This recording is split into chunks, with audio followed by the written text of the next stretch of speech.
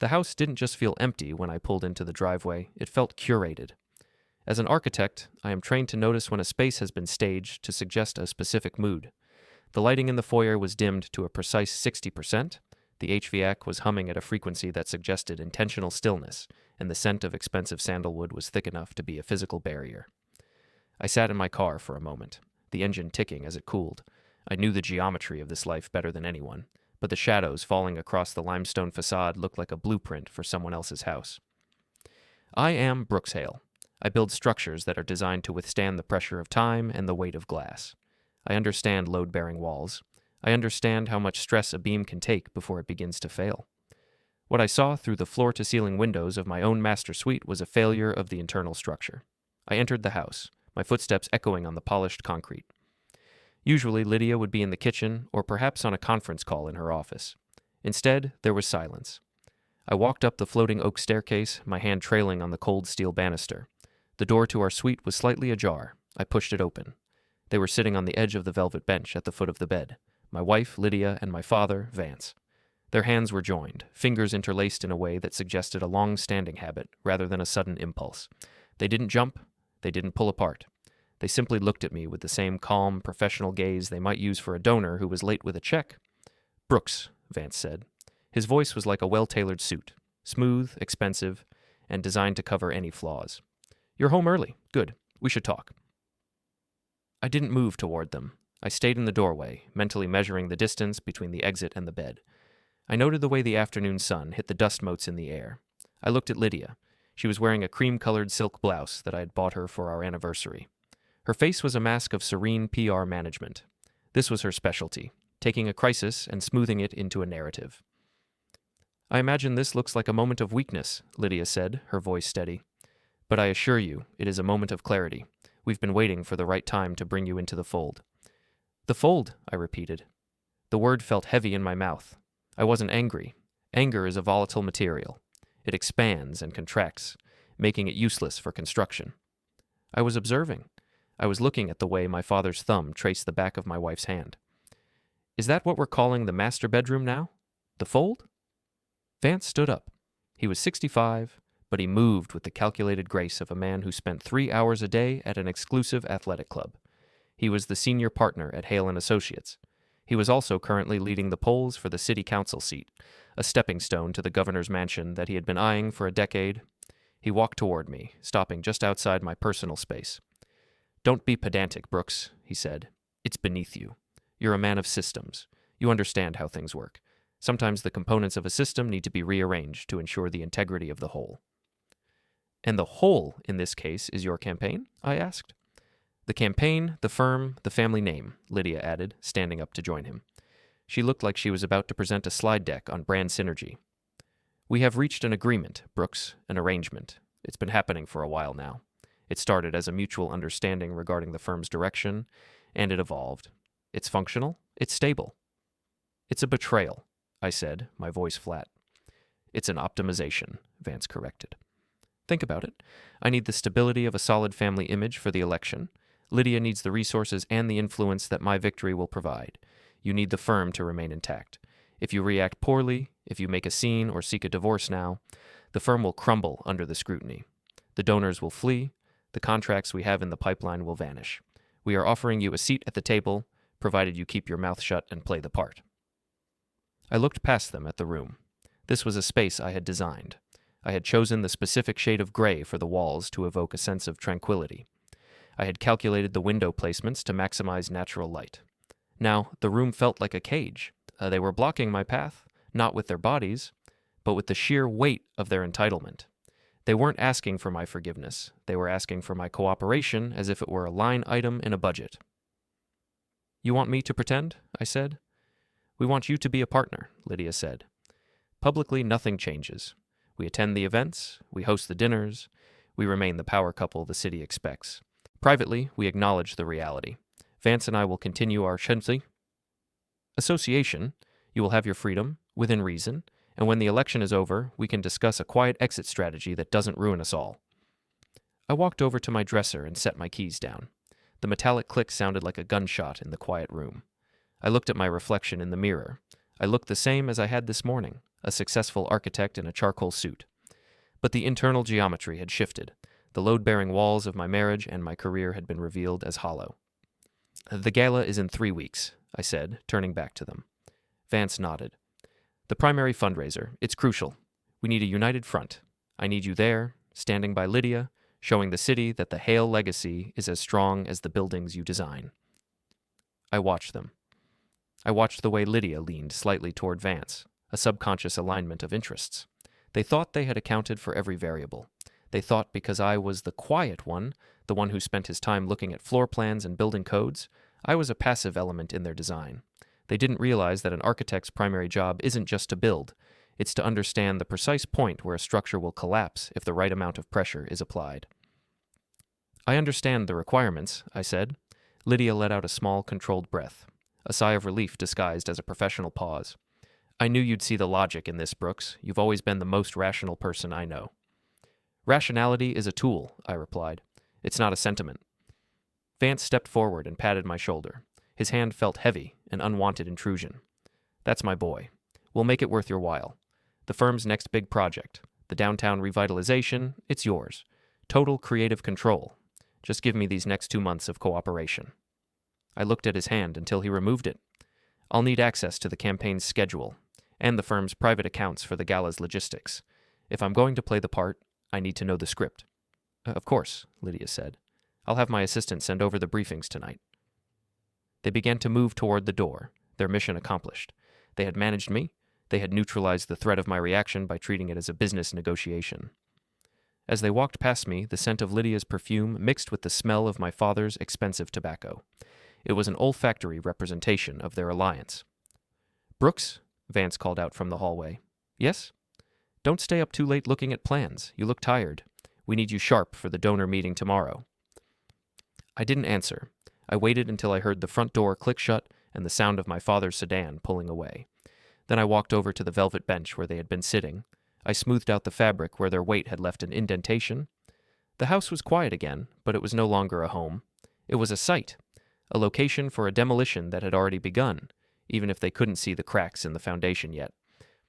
I went to my desk in the corner of the room and opened my laptop.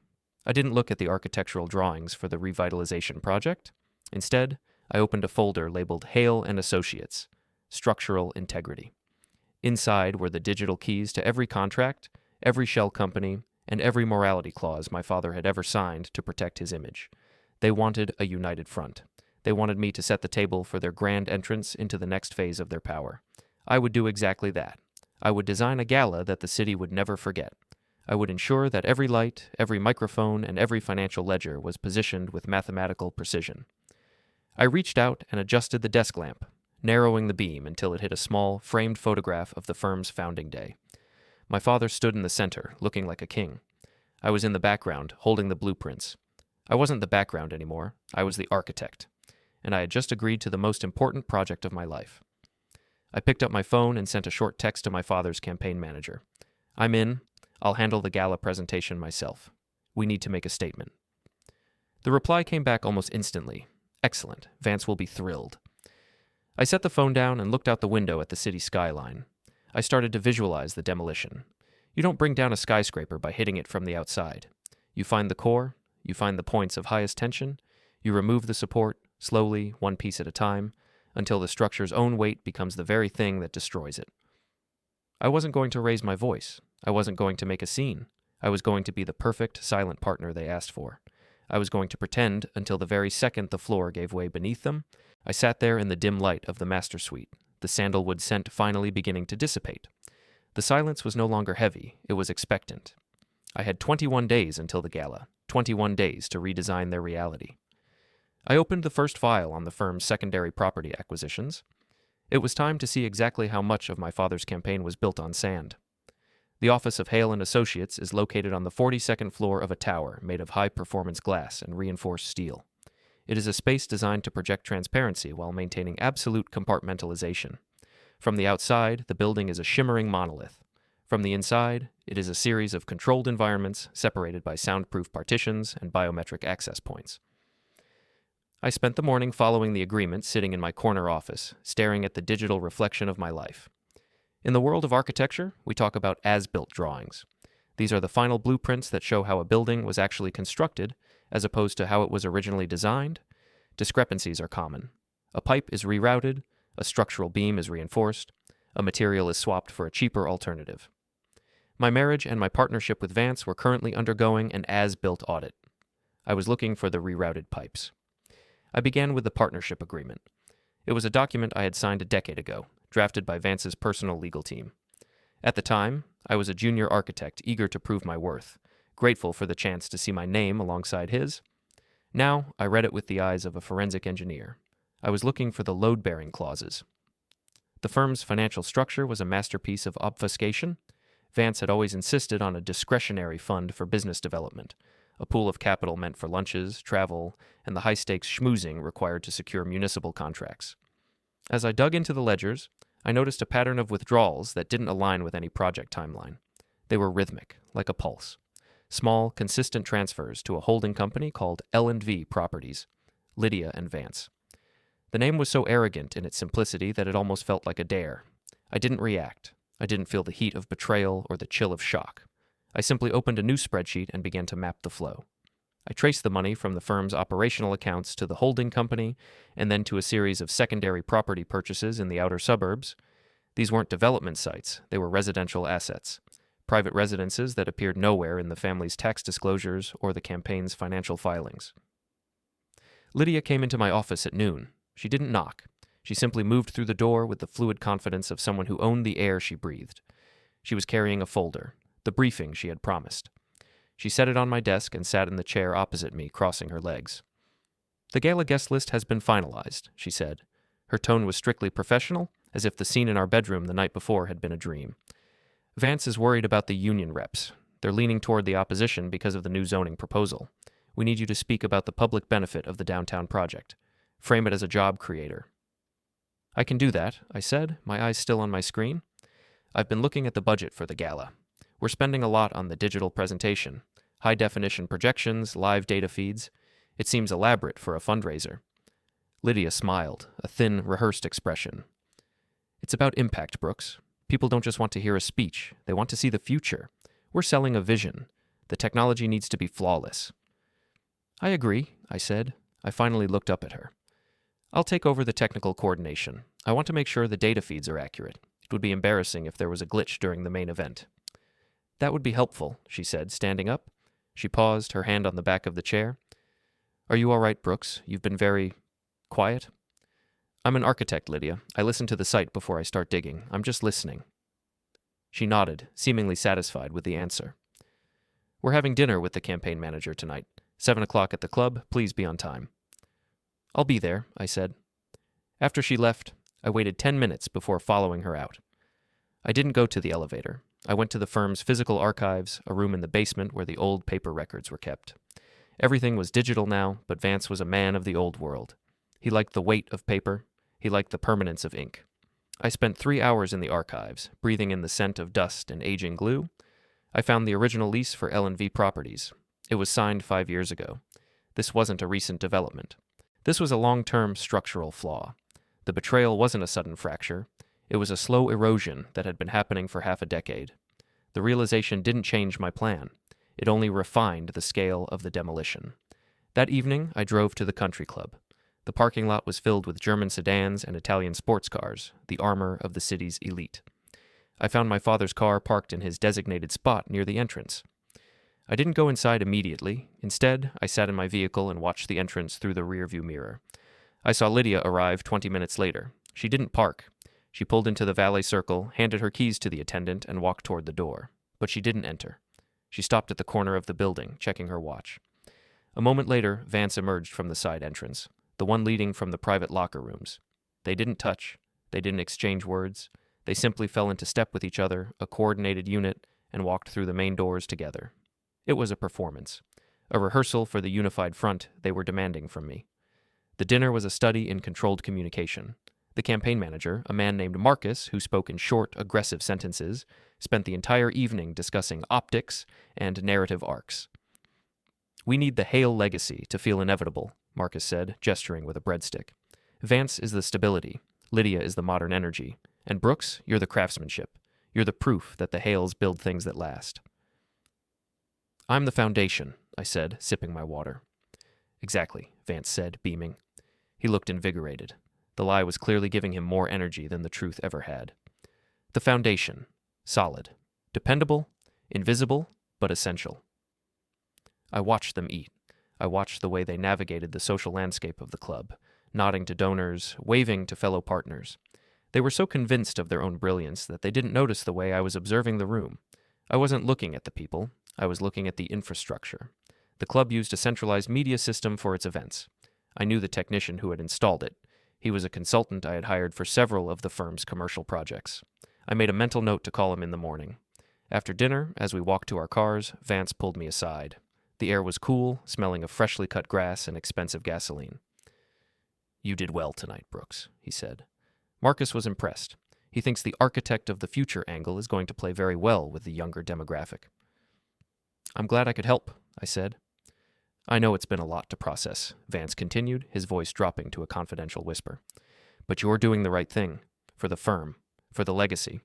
One day, you'll look back and realize that this was just a minor adjustment to the plan. I'm already realizing it, I said. I waited until they had driven away before I started my car. I didn't go home. I drove to one of the addresses I had found in the L&V Properties file. It was a townhouse in a quiet, tree-lined neighborhood 20 minutes from the city center. It was elegant, understated, and completely anonymous. I parked across the street and turned off my lights. I watched the house. There were no lights on inside, but the lawn was perfectly manicured and a high-end security system blinked on the front door. This was the secondary property. This was the place where the agreement was lived out, when the curtains were closed. I sat there for an hour. I wasn't looking for a confrontation. I was looking for confirmation. I was seeing the physical manifestation of the lie. Architecture is about the transition between public and private space.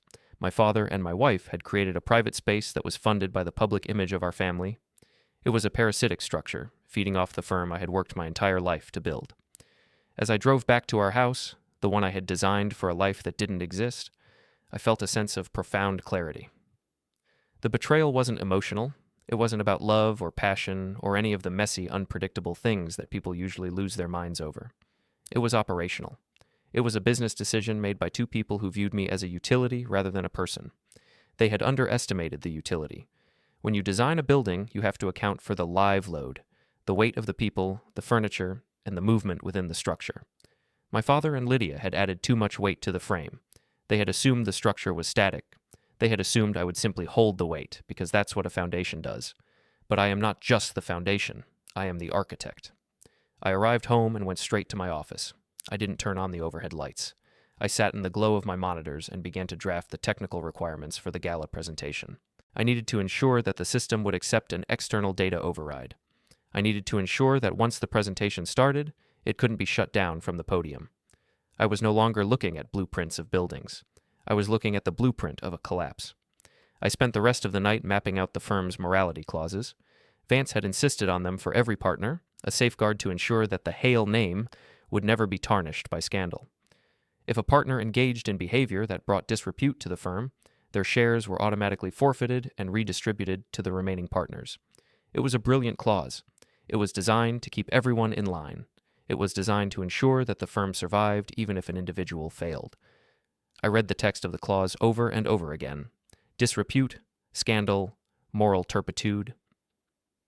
The definitions were broad, they were subjective, but in the world of high-stakes politics and architectural contracts, perception was reality. If the perception shifted, the clause would trigger. I looked at the clock. It was 3:00 a.m.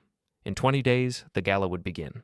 In 20 days, I would stand on a stage in front of every major donor, every political ally, and every competitor we had in the city.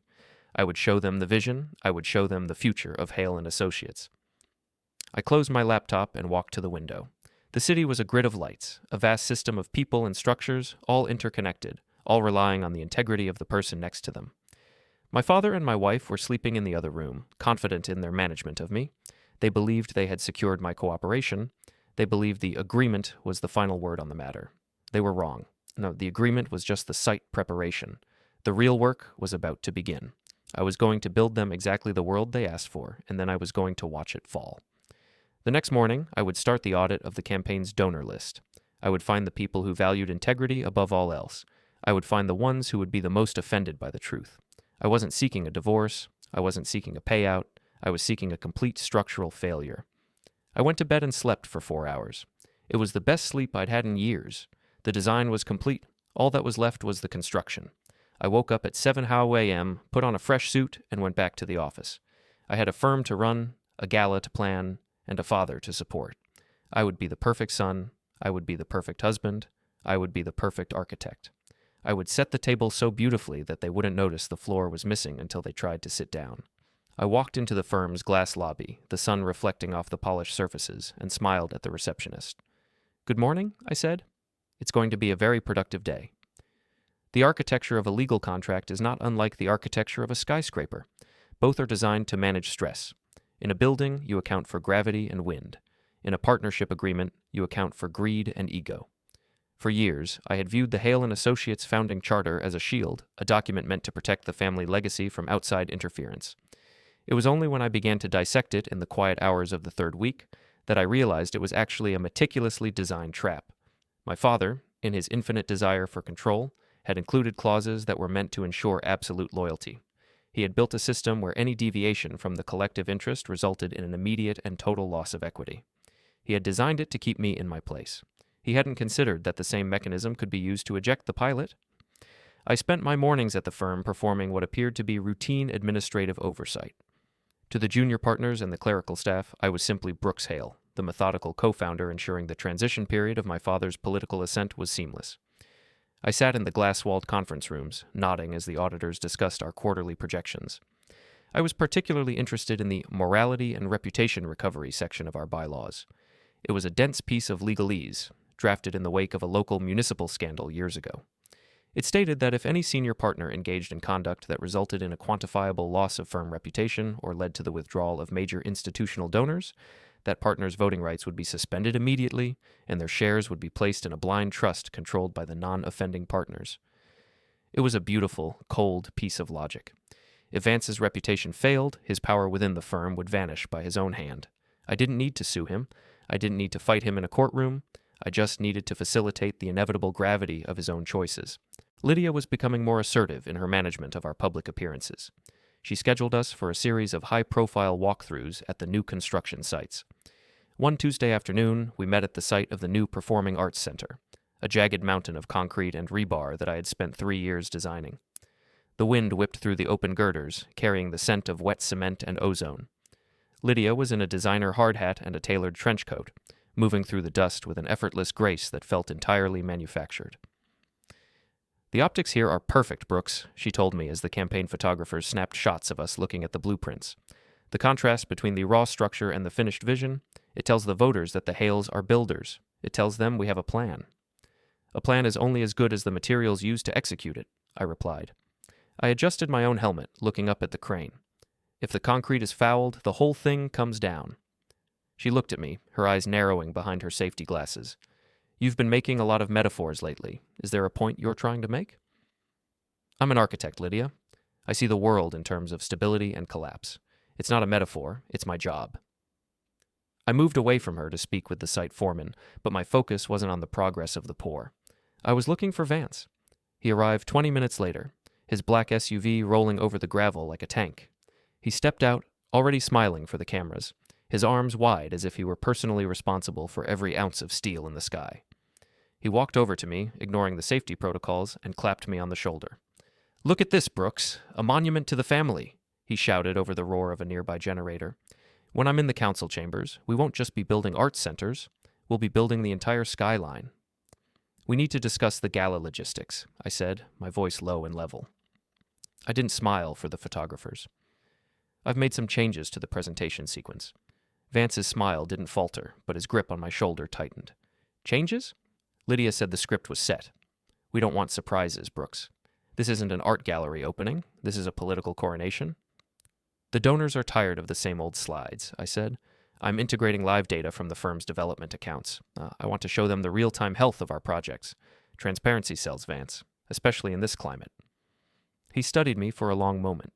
He was looking for defiance, for anger, for the flickering heat of a son who had been wronged. He found none of it. I gave him the same flat, professional stare I gave a contractor who was over budget. He saw only a man who was obsessed with the details, a man too boring to be dangerous. "Fine," he said, releasing my shoulder. "But keep it clean. No technical glitches. I want them impressed, not confused." "They won't be confused," I promised. As the week progressed, the tension between Lydia and Vance began to manifest in subtle, operational ways. They were so focused on their shared goal that they had begun to treat me like a piece of office equipment, functional, necessary, but ultimately inanimate.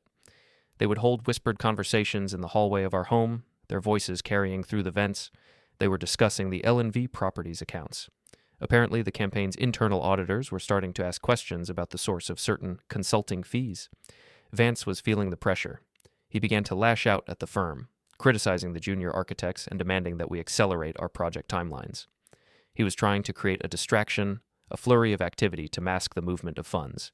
It was a classic move, but it was creating friction among the other partners. I watched as the senior associates started to trade worried glances in the break room.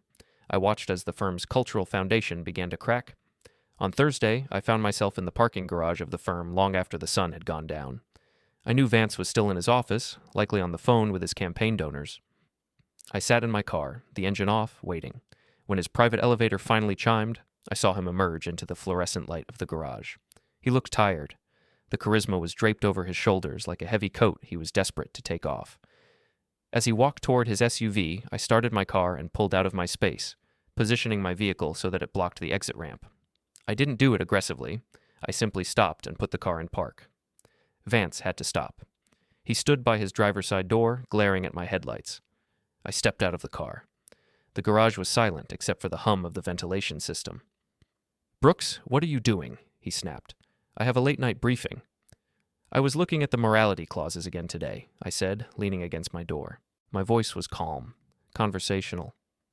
"It's interesting how they're worded. Direct or indirect actions that result in the withdrawal of support. It's very broad." Vance stepped toward me, his face reddening. "What is this? Are you threatening me after everything we discussed? We gave you a way out, Brooks. We gave you a seat at the table." "I'm not threatening you, Vance. I'm just observing the structure. You taught me that a building is only as strong as its weakest point. I'm starting to think this firm has a very specific weak point." "You're nothing without this firm," he hissed, stepping into the light of my headlamps. "You're a draftsman with a fancy title. I built this name. I built this city. If you think you can use a few legal footnotes to topple me, you've spent too much time looking at paper and not enough time looking at the real world." I didn't flinch. I didn't raise my voice. I simply looked at him, noting the way his hands were shaking, not from fear, but from the sheer exhaustion of maintaining a lie of this magnitude. "I don't need to topple you, Vance," I said. "Gravity does that for free. I'm just the one who's going to make sure the safety nets are removed before the gala." I got back into my car, shifted into reverse, and cleared the way.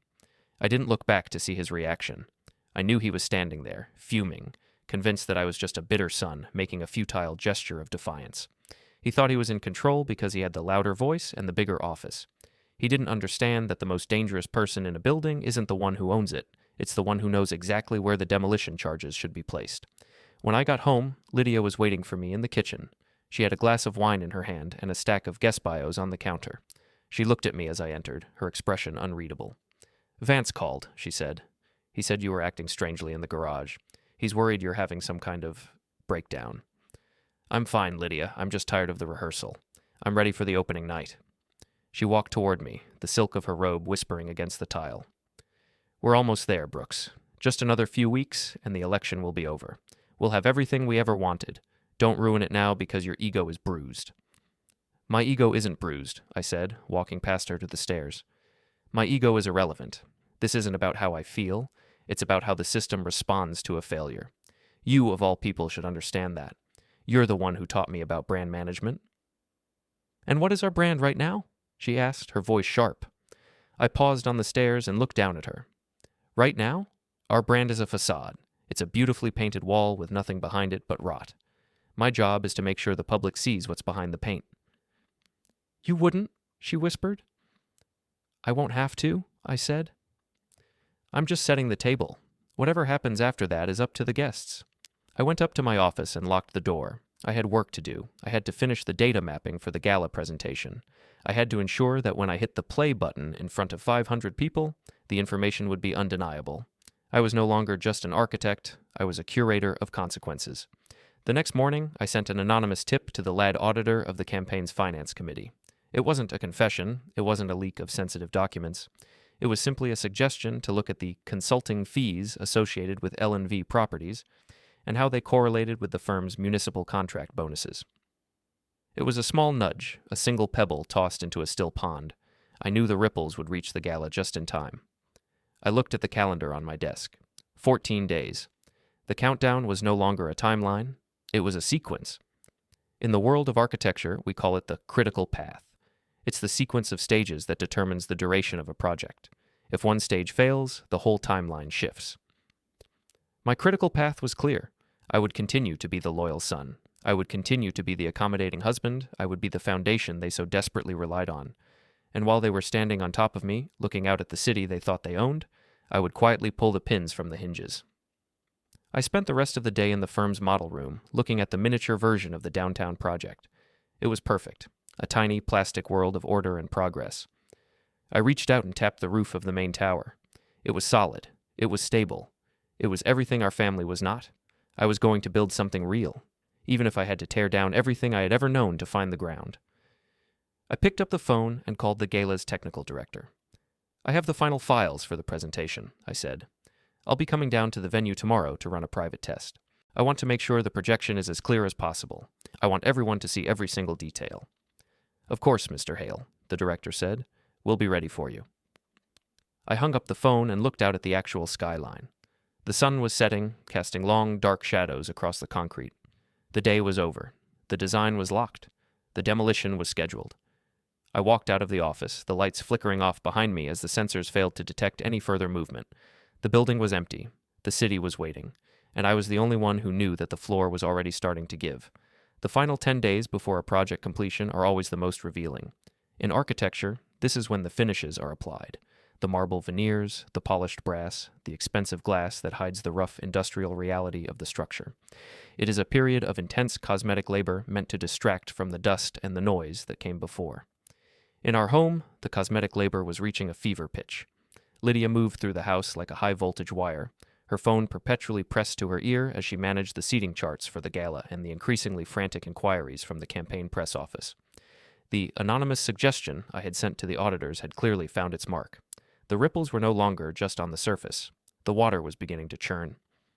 I watched Lydia from the doorway of the kitchen one evening. She was staring at a digital spreadsheet, her fingers tapping a staccato rhythm on the granite countertop. She looked up and saw me, and for a fleeting second, the mask of the serene PR professional slipped. I saw the calculation behind her eyes, the desperate tallying of assets and liabilities. She was beginning to sense that the air in the room was thinning, though she couldn't yet identify the leak.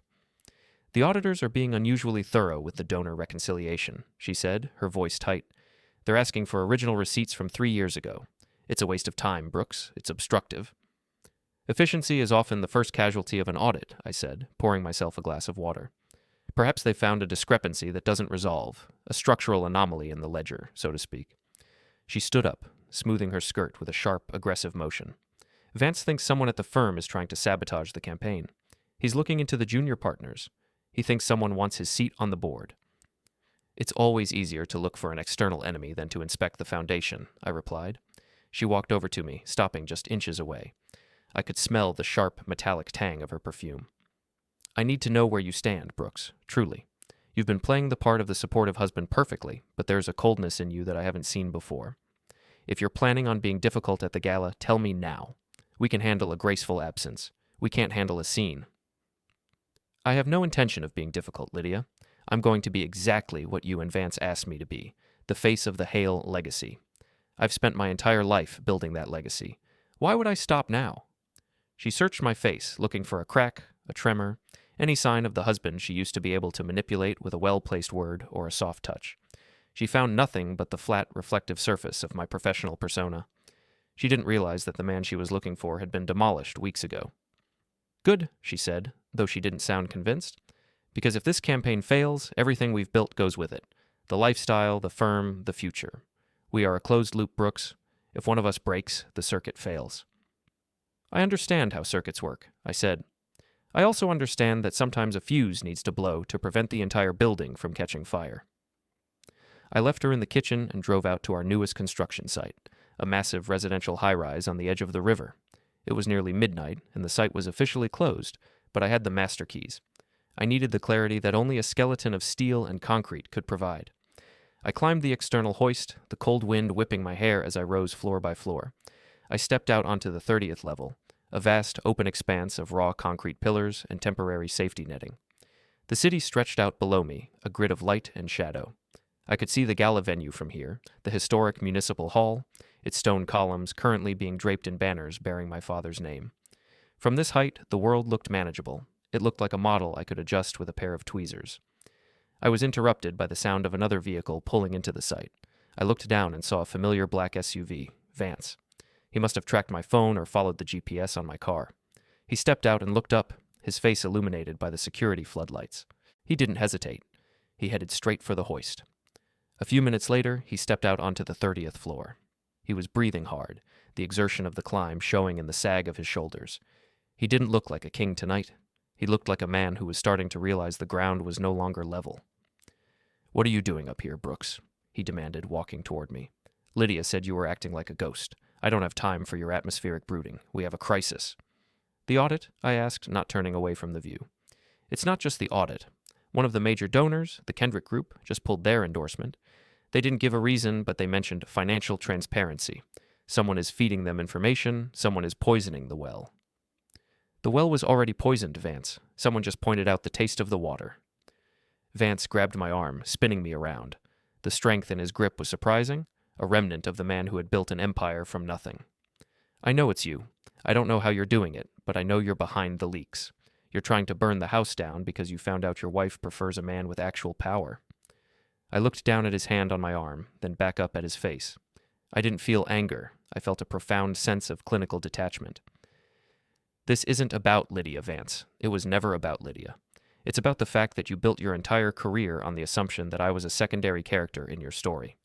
You thought you could use my firm to wash your campaign funds and use my marriage to wash your reputation, and that I would simply be grateful for the association." "You should be grateful," he roared, the sound echoing off the concrete pillars. "Everything you have, the name, the projects, the very air you breathe, is because I allowed it. I made you a partner. I gave you the platform." "No," I said, my voice cutting through his volume like a blade. "I designed the buildings. I stayed in the office until 4 a.m. while you were at the club. I ensured the engineering was sound while you were making promises you couldn't keep. I am the reason this firm still exists. You're just the ornament on the facade, and ornaments are the first things to fall when the structure vibrates." I stepped closer to him, forcing him to release my arm. We were standing near the edge, the safety netting the only thing between us and a 300-foot drop. The machinery of the site hummed in the distance, a low-frequency vibration that felt like a pulse. "The gala is in 48 hours, I said. "You're going to stand on that stage and you're going to give the speech of your life. You're going to tell everyone how much you value the legacy and the future of this city. And I'm going to be right there beside you, ensuring that the audience sees the full picture." "I'll have you removed from the board before the sun comes up," Vance hissed. "You can't.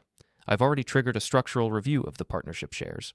Under the morality clause you drafted, any attempt to remove a partner during an active financial audit requires a unanimous vote from the non-involved directors. And since you and Lydia are the ones being audited by the campaign committee, you don't get a vote. I do."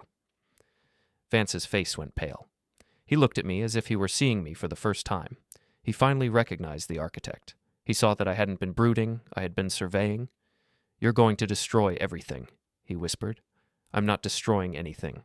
I'm just allowing the weight of your own actions to reach its logical conclusion. It's called structural failure. It's a very natural process." I walked past him toward the hoist. I didn't look back. I didn't need to. I knew exactly where he was standing, and I knew exactly how much pressure he was under. The next day, the tension shifted from the private to the public. A donor I had been quietly cultivating, a man who prided himself on being the moral compass of the city's development sector, called a press conference. He didn't name Vance directly, but he spoke at length about the need for new standards of accountability in the upcoming election. He confirmed that his group would be withdrawing all financial support from any candidate who couldn't provide a clean audit of their private holding companies. The money trail was no longer a secret. It was a headline. Lydia was waiting for me when I got to the office that afternoon. She was in my chair, her feet on my desk. She looked exhausted, but her eyes were bright with a manic, flickering energy. "The gala is still on," she said. "Vance is insisting. He thinks he can talk his way out of it.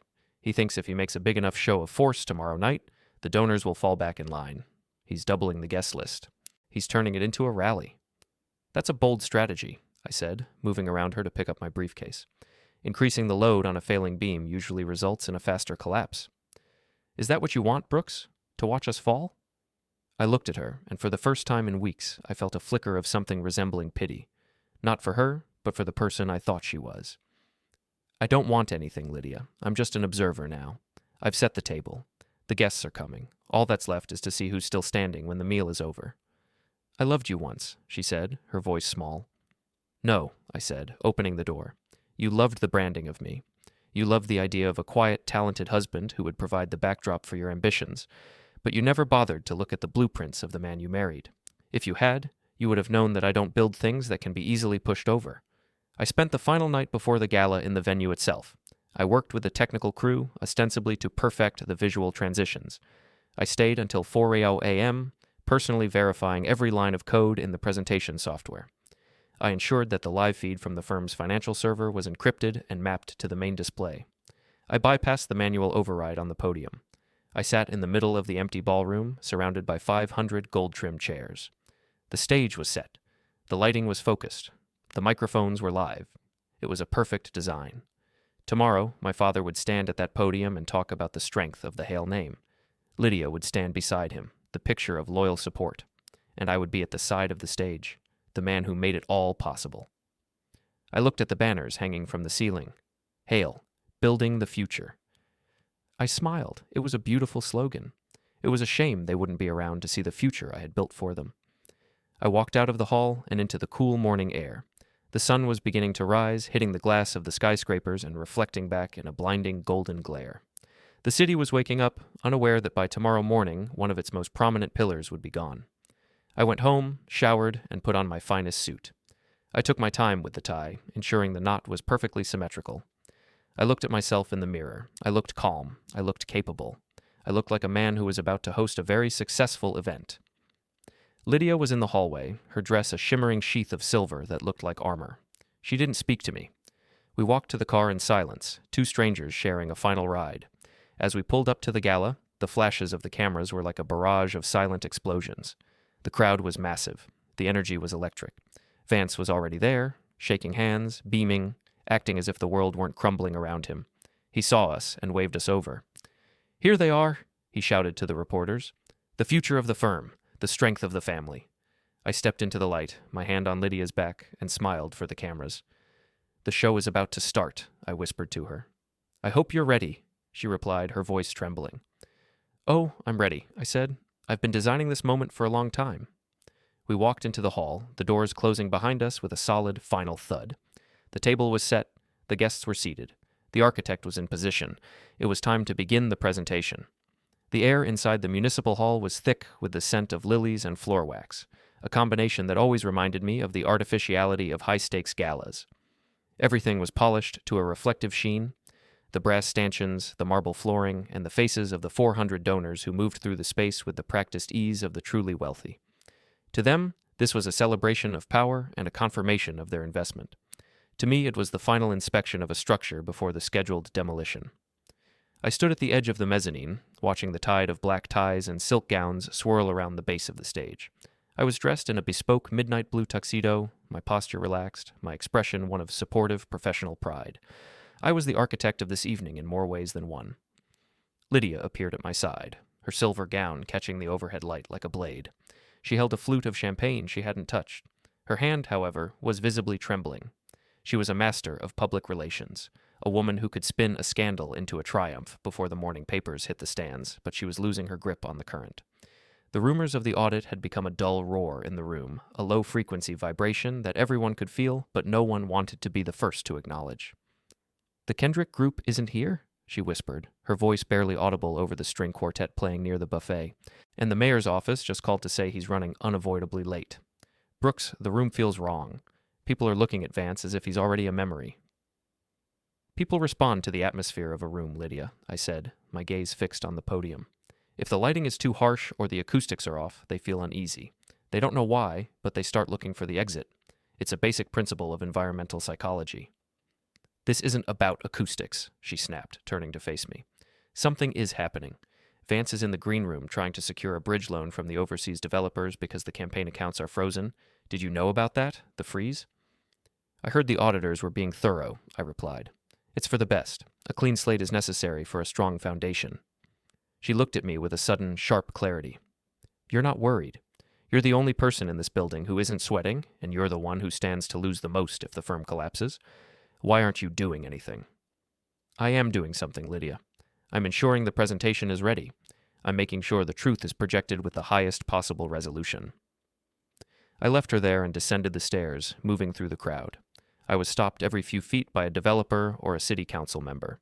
They offered firm handshakes and practiced smiles, but their eyes were searching mine for a sign of weakness. I gave them nothing but the polite, slightly distant courtesy of a man focused on his craft. I spoke of the downtown revitalization project. I spoke of the structural integrity of our newest designs. I used the language of my profession to mask the reality of my intent. I made my way backstage, slipping through the heavy velvet curtains into the technical corridor. The hum of the servers and the smell of hot electronics were a relief after the floral stifling of the ballroom. I found the technical director, a man named Elias who had worked on 3 of my hospital projects. He was staring at a bank of monitors, his brow furrowed.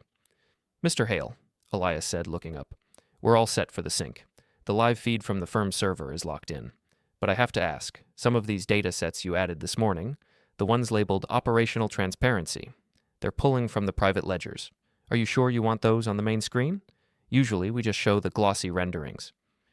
The glossy renderings are the past, Elias, I said, leaning over his shoulder to look at the code. Tonight is about the future. The donors want to see the mechanics of our success. They want to see the flow. Keep the feed live. I've bypassed the manual override so we don't have any accidental interruptions during the climax of the speech. Stability is the priority. Understood, Elias said, though he looked uncertain. It's your show. I stepped out of the tech booth and headed toward the green room. I found my father standing in front of a full-length mirror, adjusting his tie. He looked older than he had 24 hours ago. The skin beneath his eyes was sagged, and his movements were jerky, lacking their usual practiced grace. He saw me in the reflection and straightened his back, trying to summon the persona of the statesman. Brooks, he said, his voice gravelly.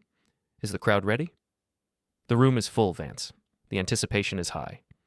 The auditors. They're being led by that man you hired last year, Thompson. He's being obstructive. I need you to call him tomorrow and tell him to back off. Remind him who signs his checks. I think it's a bit late for that, I said, walking over to the decanter of water on the side table. I poured him a glass and handed it to him. The audit has gone beyond the firm. It's joined with the campaign committee's review. It's a closed system now. No one is signing checks until the verification is complete. Vance took a long drink, his throat working as he swallowed. I'll handle it. I've handled worse than this. Once I'm on that stage, once they hear the vision, the money will start flowing again. People want to be on the winning side, Brooks. They don't care about the plumbing as long as the fountain is beautiful. The problem with fountains, I said, is that they require a constant recirculating pump. If the pump fails, the water turns stagnant very quickly. He turned to me, his eyes flaring with a sudden, desperate anger. What is wrong with you? You're talking like a spectator at your own funeral. This is our life. This is your name as much as mine. It's just a name, Vance. A label on a building. The building is what matters, and the building is currently being condemned. The stage manager poked her head into the room. 5 minutes, Mr. Hale. We're starting the introductory montage now. Vance took a deep breath, puffed out his chest, and walked toward the door. He paused as he passed me, his hand hovering near my shoulder as if he wanted to offer a gesture of solidarity, then thought better of it. He walked out into the hallway, his footsteps heavy on the industrial carpet. I followed him to the wings of the stage. Lydia was already there, waiting. She looked like a ghost in her silver dress, her face a mask of terrifying composure. She took Vance's arm, and for a moment, they looked like the perfect couple, the leader and his partner, ready to face the world. The music swelled, a triumphant orchestral piece that I had chosen specifically for its dramatic builds and its sudden, sharp transitions. The lights in the ballroom dimmed, the giant high-definition screens on either side of the podium flickered to life, showing the logo of Hale and Associates. The crowd went silent. Ladies and gentlemen, the announcer's voice boomed, please welcome the senior partner of Hale and Associates and your next city councilor, Vance Hale. The applause was loud, but it lacked the rhythmic fervor of previous events. It was a polite, expectant sound. Vance and Lydia walked out onto the stage, bathed in the brilliant white glow of the spotlights. They waved, they smiled, and they took their positions. Vance stood at the podium, gripping the edges of the wood as if it were the only thing keeping him upright. I stayed in the shadows of the wing, standing next to the technician who controlled the projection sequence. I could see the side of Vance's face. I could see the sweat glistening on his forehead. He began to speak, his voice projecting the familiar confidence, the familiar promises of growth and legacy. He talked about the architecture of a great city. He talked about the foundations of trust. Behind him, the screens began the presentation. At first, it was exactly what he expected, beautiful 3D renderings of our latest projects. The Performing Arts Center, the riverfront high-rise. The images were breathtaking, the light hitting the digital glass in a way that made the future look inevitable. I looked at the technician. "Next phase," I whispered. "We're ahead of schedule," the technician whispered back. "Vance is still on the intro." "The timing is perfect," I said. "Execute the live data overlay." On the screens, the glossy renderings didn't disappear. Instead, they became translucent. Overlaid on the beautiful buildings were the actual financial flows of the projects. Red lines began to crawl across the screen, tracing the path of the consulting fees, from the firm's development accounts to L&V properties. The numbers were large, clear, and impossible to ignore. They weren't just figures. They were a map of a betrayal. Vance didn't see the screens yet. He was mid-sentence talking about the unbreakable bond between the Hales and this city. Then the audio kicked in. It wasn't a loud interruption. It was a clear, crisp playback of the recording I had made in our master suite 3 weeks ago.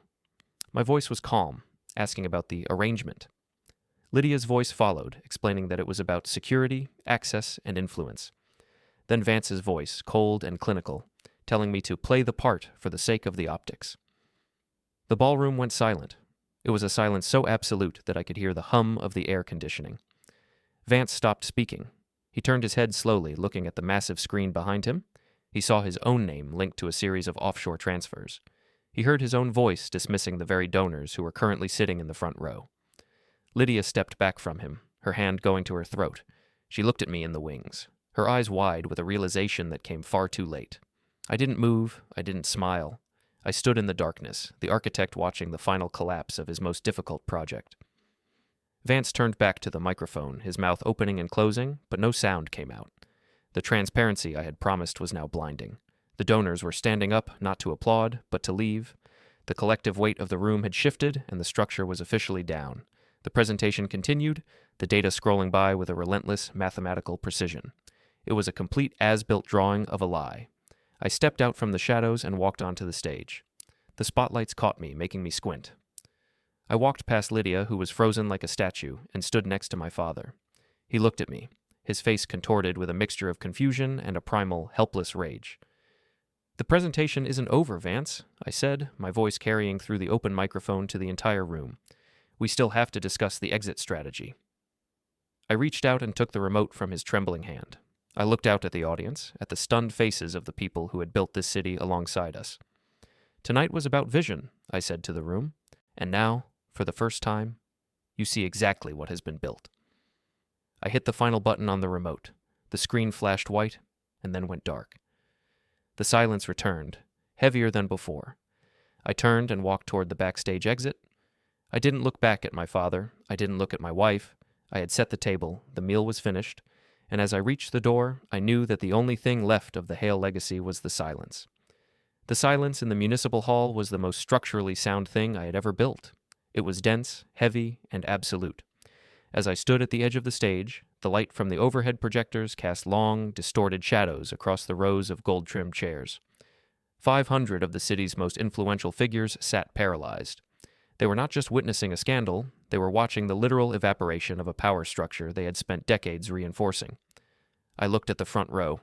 The Kendrick Group representatives were already standing, their faces carved out of stone as they reached for their coats. The movement was infectious. A slow-motion exodus began, a collective withdrawal of consent that sounded like the rustle of dry leaves. Vance was still at the podium. His hands were locked onto the polished wood so tightly that his knuckles were white. He looked like a man trying to hold on to the mast of a ship that had already slipped beneath the waves. He turned his head toward me, his eyes wide and unfocused. There was no charisma left, no statesman-like poise. He was simply an aging man in an expensive suit, finally realizing that the son he had dismissed as a mere draftsman had redesigned the world beneath his feet. "Brooks," he whispered. The microphone caught it. The sound echoed through the hall, thin and reedy. "What have you done?" I didn't answer him. I didn't need to. The screens behind us were still flickering with the final remnants of the data crawl, the undeniable proof of the secondary properties, the diverted funds, and the morality clauses that were, at this very moment, stripping him of his voting rights at Hale and Associates. I walked toward the side of the stage, my footsteps even and deliberate. I felt a profound sense of lightness. The weight of the lie had been transferred. It was no longer mine to carry. Lydia was standing near the velvet curtains. She looked like she had been turned to salt. Her silver dress, designed to make her look like a queen, now looked like a shroud. As I approached, she reached out a hand, her fingers trembling. "Brooks, wait," she said. Her voice was brittle, the sound of glass under pressure. "We can fix this. We can issue a statement. We can frame it as a technical error, a misunderstanding of the internal accounts. If you just stand by us for 10 more minutes." "The structural integrity of this family was compromised years ago, Lydia," I said, stopping a few feet away from her. I didn't feel anger toward her. I felt nothing at all. "I'm not the one who broke it. I'm just the one who stopped pretending it was still standing. You and Vance built a facade and expected me to be the load-bearing wall, but a wall only works if it's anchored to something real." "You've ruined everything," she hissed, the mask of composure finally splintering. "You've ruined the firm. You've ruined your own future." "The firm will survive," I said. "Under the morality clause, the shares of any partner involved in reputational scandal are forfeited to the remaining partners. That would be me. I'm not ruined, Lydia. I'm finally the sole architect of the legacy. I'm just removing the rot." I walked past her and stepped into the wings. The technical crew was in a state of frantic confusion, but I ignored them. I headed straight for the backstage exit that led to the private parking area. I could hear the roar of the crowd starting to rise in the ballroom. Not applause, but the chaotic sound of 500 people demanding answers. It was the sound of a system in total collapse. I reached the heavy steel door that led to the loading dock. I paused, my hand on the cold metal handle. I could hear footsteps behind me. It was Vance. He had abandoned the podium. He was stumbling through the darkness of the backstage area, his breath coming in ragged gasps. "Brooks, stop!" he shouted. I opened the door and stepped out into the cool night air. The city was quiet out here, away from the flashbulbs and the accusations. The streetlights cast a yellow glow over the asphalt. My car was waiting, the engine cold. Vance burst through the door a moment later, his tie loosened, his face flushed a deep, unhealthy purple. "You think you've won?" he gasped, leaning against the brick wall for support. "You think you can just walk away from this? I'll sue you into the ground. I'll make sure you never work in this city again. I built you, Brooks. I built everything you are." I turned to look at him. I stood by the driver's side door, my keys in my hand. "You didn't build me, Vance. You ignored me. You assumed that because I was quiet, I was compliant. You assumed that because I followed your designs, I didn't have any of my own. That was your primary engineering flaw. I gave you a seat at the table. You asked me to set a table for a lie," I said. "I chose to serve the truth instead. It's a much more durable material." I got into the car. Vance lunged forward, his hand slamming against the window, but I had already locked the doors. He shouted something, a curse, a plea, a threat, but the glass was soundproof. I watched him in the side mirror as I shifted the car into gear. He looked small against the massive stone backdrop of the municipal hall. He looked like a detail that had been erased from a master plan. I drove toward the exit of the parking lot. At the gate, I saw Lydia. She had run out through a different exit. She was standing by the sidewalk, her silver dress glowing under the streetlights like a warning sign. She didn't try to stop the car. She just stood there, watching me go. Our eyes met for a fraction of a second through the windshield. I saw the calculation finally stop. She realized there was no narrative left to spin. There was no PR strategy for a total vacuum. I didn't slow down. I turned onto the main boulevard, the tires humming against the pavement. I looked at the dashboard clock. It was 10:42 p.m. The entire event had lasted less than an hour. In 60 minutes, I had dismantled a 30-year political career, a 10-year marriage, and the power dynamic of the city's largest architectural firm. I drove through the heart of the city, passing the construction sites I had visited with them only days before. The Performing Arts Center looked different now. It didn't look like a monument to the Hale name. It looked like a building, a sequence of steel and concrete designed to serve a purpose. It was clean. It was functional. I reached the office tower. The lobby was empty, the security guard nodding to me as I swiped my card. I took the elevator to the 42nd floor. The silence here was different from the silence at the gala. This was the silence of an empty workspace, a place of potential. I walked into the executive suite. I didn't go to my office. I went to Vance's. I stood in the center of his room, looking at the mahogany desk, the leather chairs, and the rows of awards on the walls. It was a room designed to intimidate, to project an aura of unshakable authority. I walked over to the windows and looked out at the skyline. The city was a grid of light, a vast, interconnected system. I reached into my pocket and pulled out my master key card. I walked to the door of the office and slid the card into the reader. I accessed the administrative menu and initiated the lockdown sequence for the senior partner's suite. I revoked Vance's biometric access. I revoked Lydia's guest credentials. I changed the encryption on the firm's private server. One by one, the lights in the office turned off as the system registered the change in authorization. The digital displays went dark. The hum of the private cooling system ceased. I walked out of the suite and back toward the elevators. I didn't take any files. I didn't take any mementos. I didn't need them. The firm was mine now, not because I had stolen it, but because I was the only one left who met the requirements of the contract. I descended to the lobby and walked out into the night. I walked toward the river, the air smelling of salt and damp stone. I reached the edge of the water and looked back at the tower. The 42nd floor was dark. The name Hale was still etched into the stone at the base of the building, but the meaning had changed. It was no longer a warning. It was just a label. I reached into my pocket and found the wedding band I had been wearing for a decade. I looked at it for a moment, the gold reflecting the lights of the bridge. It was a circle, a closed loop, a perfect geometric shape. But a circle is also a cage if you're standing on the inside. I didn't throw it. I didn't make a dramatic gesture. I simply set it down on the stone ledge of the pier. It was a finished component. It no longer had a place in the new design. I turned away from the river and started walking. I didn't have a destination in mind. For the first time in my life, I wasn't following a blueprint. I wasn't calculating the load or worrying about the stress. I was just moving through the space. Behind me, the city continued its slow, rhythmic pulse. The buildings remained, the streets remained, but the internal structure had been cleared. The old supports were gone, and the ground was finally level. I reached the corner of the street and waited for the light to change. I looked at my reflection in the window of a closed cafe. I looked tired, but my eyes were clear. I looked like a man who had finally finished a very long, very difficult project. The light turned green. I stepped off the curb and into the dark. I reached the heavy doors of the firm's secondary entrance. I pulled them shut. I turned the lock bolt. The click was final. The table was cleared. The doors were shut. Cut to black.